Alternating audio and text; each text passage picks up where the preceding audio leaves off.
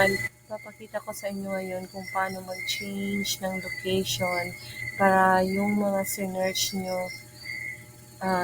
lalabas yung desired na location nyo. For example, US. So, dito, nakaset ito sa Pilipinas. So, for example, type ko itong iPhone 15 Pro Max. So, lalabas dito mga store sa Pilipinas.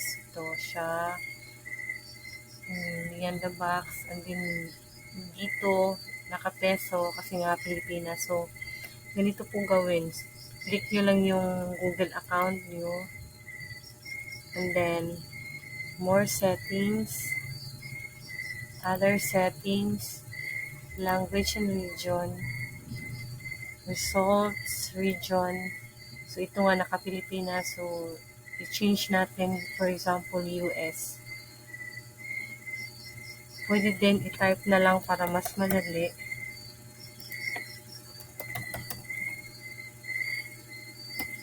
So, ito siya. And then, confirm.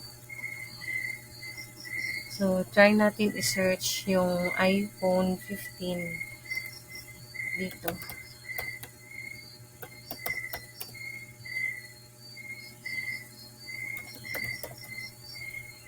So, ito siya.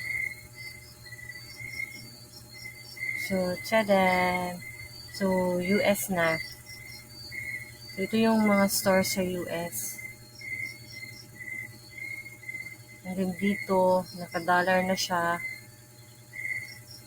And then dito, mga store ito sa US. Ganun lang po. Thank you.